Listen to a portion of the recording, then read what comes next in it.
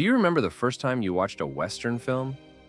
A lone hero rides into town, a gun on his hip, a white hat on his head, ready to deliver justice. That's the image an entire generation grew up with. But what if most of what we believe isn't real? In this video, we'll uncover 20 shocking facts about the Wild West, breaking down the myths created by Hollywood to reveal the real West. Rough, raw, intense, and beautiful in a completely different way. Myth number 1.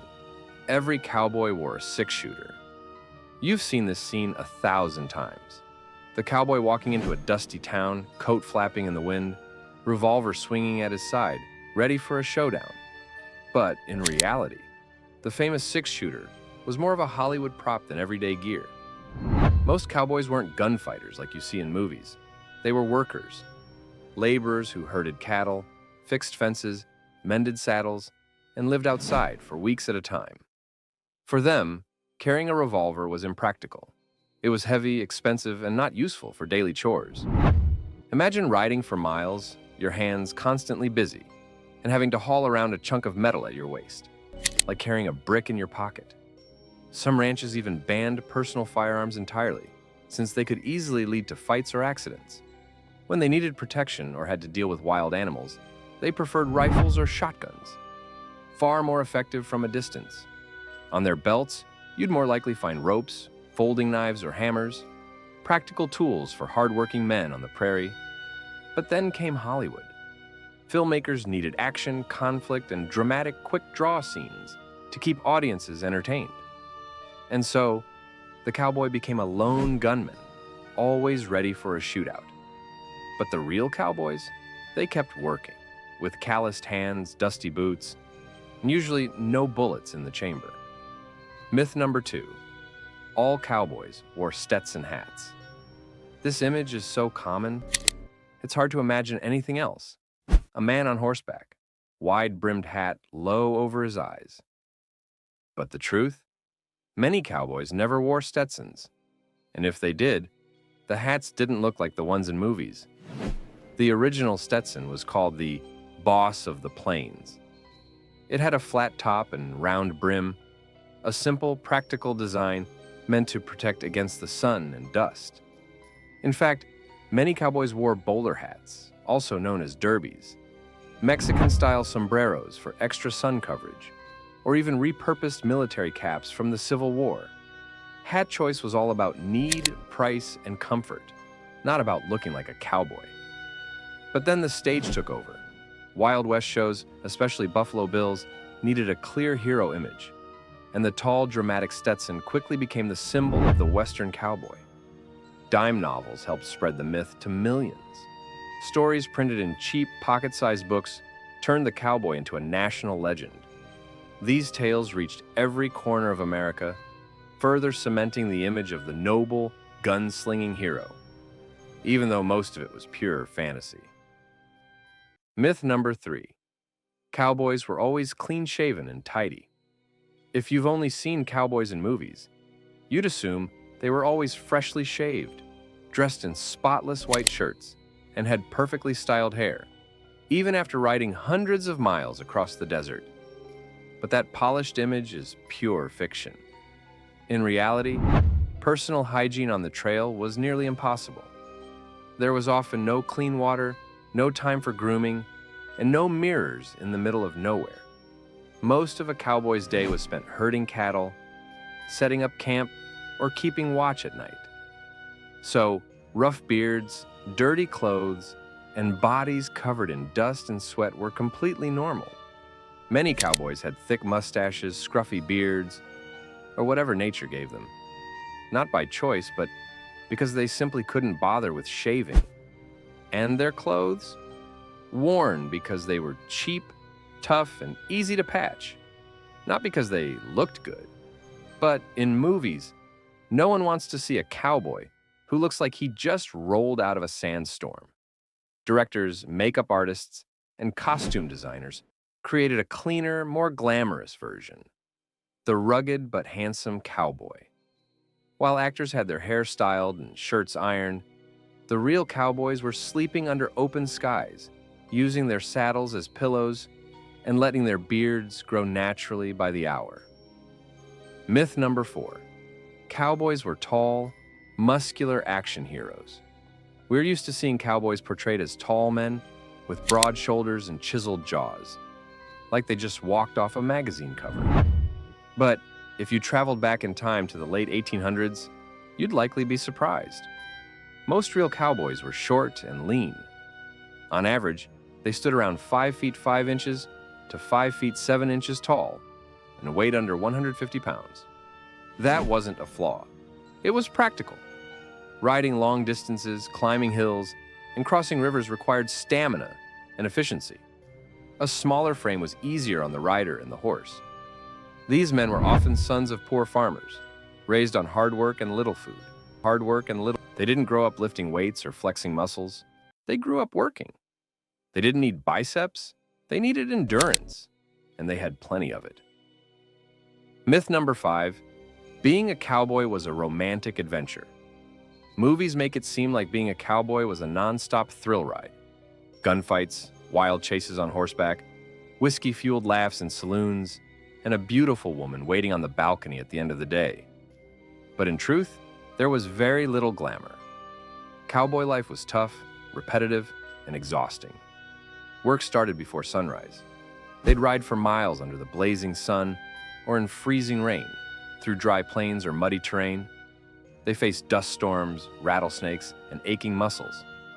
At sunset, they'd set up camp, cook a simple meal, usually just beans and cornbread, and then take turns standing guard over the cattle through the night. They'd sleep on the ground, wake up sore, and do it all over again. The dangers were real, but not like in the movies. A charging bull, a spooked horse, or a hidden snake posed more risk than any outlaw. And the pay? Often less than $1 a day. Just enough for food, tobacco, and maybe a new pair of gloves. Hollywood ignored all that, of course. Because if they showed the real life of a cowboy, most viewers would walk out after 10 minutes.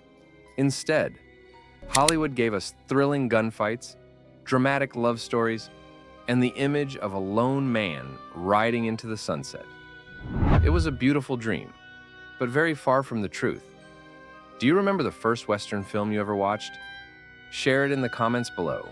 I'd love to hear your memories. Myth number 6. Cowboys always had a loyal horse by their side. In classic Western films, cowboys are always shown with a trusted horse. Sleek, fast, and seemingly always nearby, like a loyal best friend. There's often this sense of a deep, almost spiritual bond between man and animal. But in reality, it wasn't that romantic. Most cowboys didn't own their horses. The horses belonged to the ranch. Cowboys were assigned one or more animals to use during cattle drives. When the day's work ended, the horse was returned to the corral, just like any other piece of equipment. No emotional farewells, no riding off into the sunset, just loosening the reins, walking the horse back, and heading off for a bowl of beans. Horses were chosen not for beauty, but for their stamina, sure footing, and ability to handle rough terrain. They were usually smaller than the ones seen in movies, but far better suited to crossing rocky hills, thorny brush, and endless dry plains. A good horse wasn't flashy. It was smart, knowing when to stop, when to pivot from a charging steer, and when to stay calm in the chaos of a stampede. Myth number 7. The Wild West was populated only by white men. If you relied only on movies, you'd think the Old West was entirely made up of white cowboys, sheriffs, and bandits. But that version of history leaves out a lot. In truth, the American West in the 1800s was surprisingly diverse. About 1 in 4 cowboys were black, many of them formerly enslaved men who had found freedom after the Civil War. They worked alongside Mexican vaqueros, who had been herding cattle long before cowboy became a common word. From them, we got terms like lasso, rodeo, and chaps, all central to cowboy culture today. Native American tribes still lived across the West, with some working as scouts or guides. Chinese immigrants helped build the railroads and worked in mining towns. and European settlers arrived chasing dreams of land and freedom. Yet in hundreds of Western films, these groups were left out, erased from the story. Why?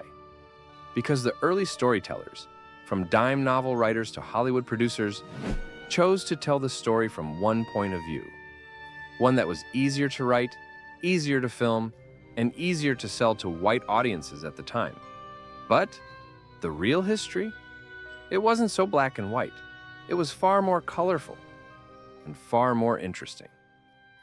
Myth number 8. Women were just background characters in the West. In most Western films, women are little more than scenery, standing behind the saloon bar or peeking out from upstairs windows. Their roles were often limited to screaming, fainting, or crying, while the men took center stage. But real women in the West were much more than bystanders. Nearly a third of land applications under the U.S. Homestead Act were filed by women, many of them single, widowed, or mothers looking to start fresh. These women ran farms, opened businesses, worked as teachers, midwives, and even mail carriers. One of them, Mary Fields, also known as Stagecoach Mary, was a black woman who delivered mail through snow-covered mountains and was known for being fearless, skilled with a gun, and tougher than most men. Some women even disguised themselves as men to earn a living in male-only jobs. Charlotte Parkhurst drove stagecoaches and voted in an election, decades before women officially won the right to vote. Others, like Annie Oakley and Calamity Jane, became legends, known for their sharpshooting skills, independence, and refusal to live by society's rules. But these women weren't exceptions. They were part of a larger wave of pioneers who truly helped build the West. Myth number 9, Native Americans were bloodthirsty savages. One of the most damaging myths cinema ever planted is the image of wild, bloodthirsty Native Americans lurking to kill white settlers. Though some modern films have tried to fix this, the old prejudice runs deep. The truth? Native societies were incredibly diverse. Hundreds of tribes, each with their own languages, cultures, and ways of life. They weren't a single group, but many different peoples. When conflicts happened, they were usually about defending land, broken treaties, or trying to protect their communities from displacement or worse. Not some mindless, violent instinct. Even the word Indian is a mistake, coming from Columbus's false belief he had reached India. Yet Hollywood kept using this wrong label for centuries, oversimplifying and misrepresenting these rich cultures.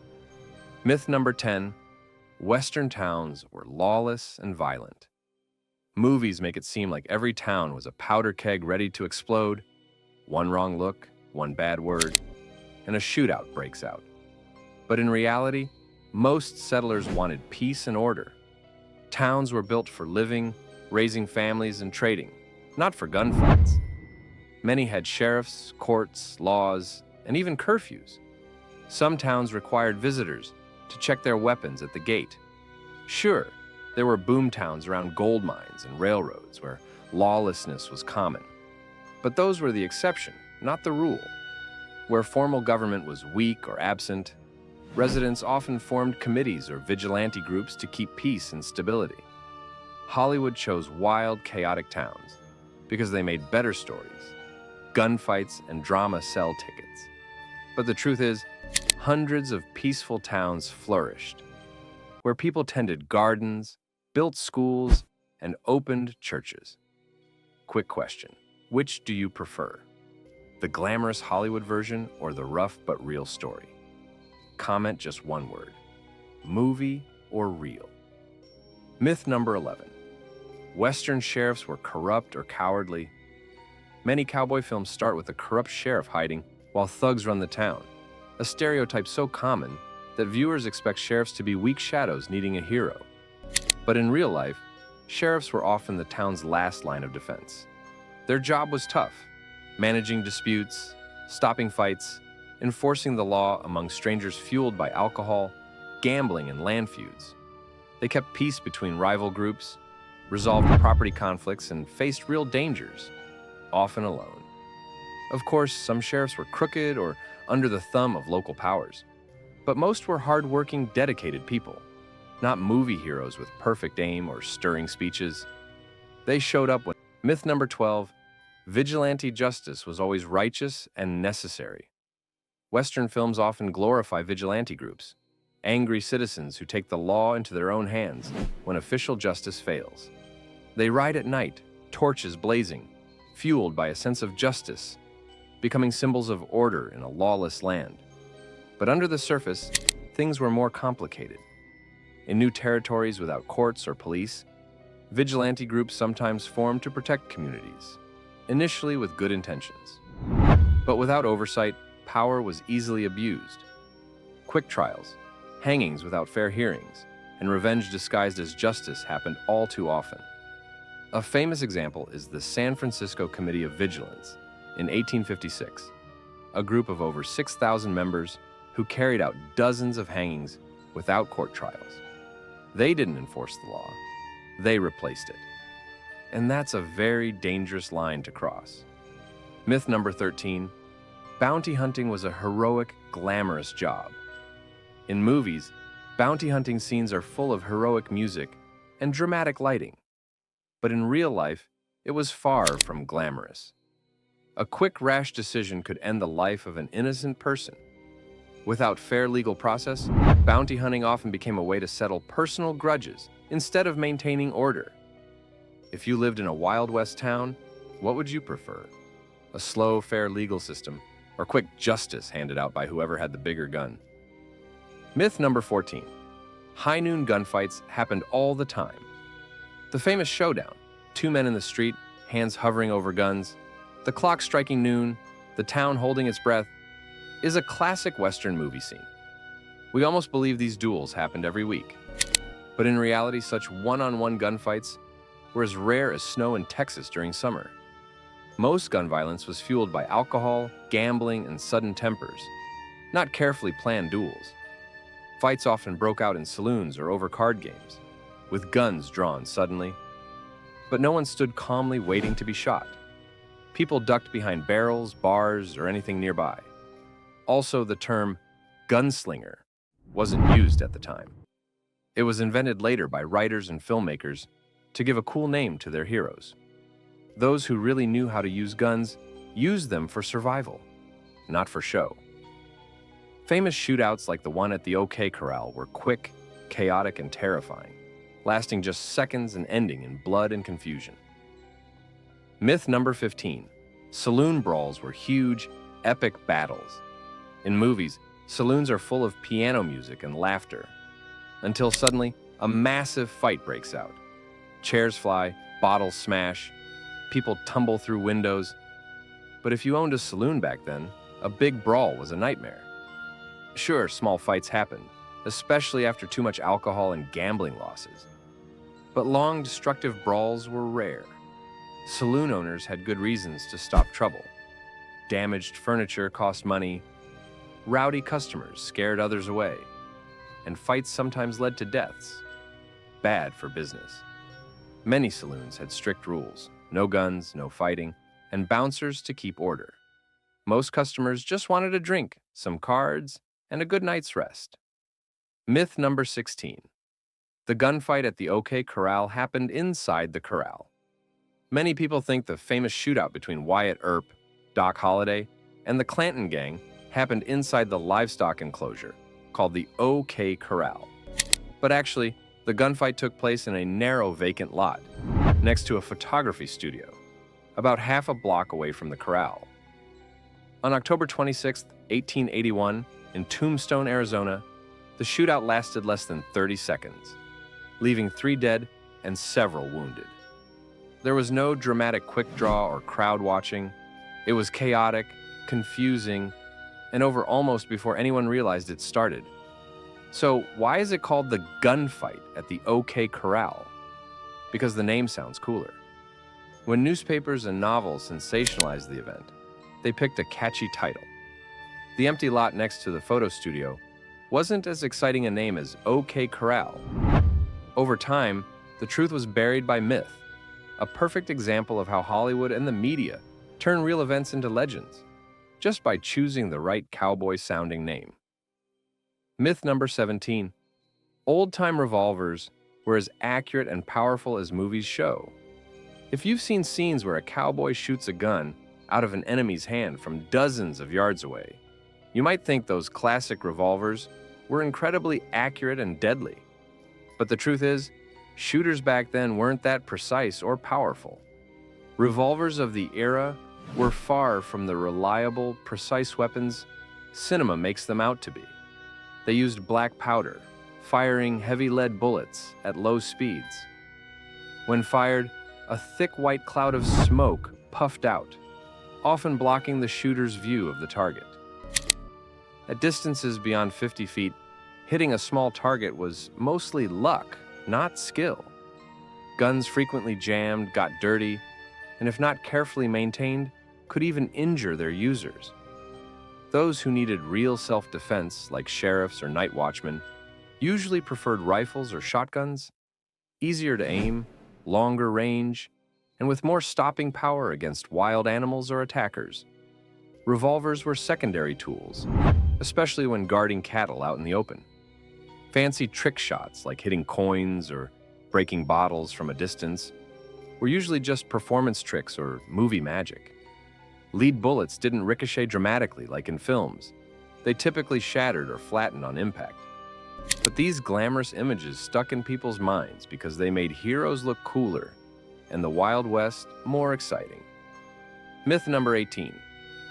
Train robberies were common in the Wild West. Nothing says cowboy like a gang of bandits riding alongside a moving train, jumping onto the roof, and holding up the engineer with a black revolver.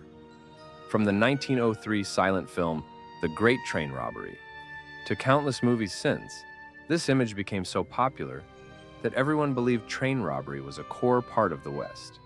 However, the reality is surprising. Over the 40 golden years of the West, fewer than 1,000 train robberies were recorded, about 20 to 25 per year, and not all took place west of the Mississippi. Many were inside jobs or petty theft.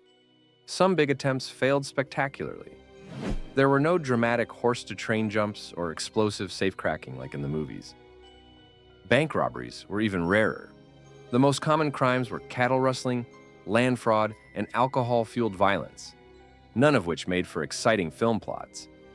It was the Great Train Robbery that planted the powerful legend of trains, masks, and guns in the public imagination, even though reality was much less dramatic. Myth number 19. Horses were the only way to get around in the West. In popular memory, the West was all hoofbeats. Every hero and villain rode a horse, as if the vast land had no other transportation. But history tells a richer story. Horses were essential, but not the only option.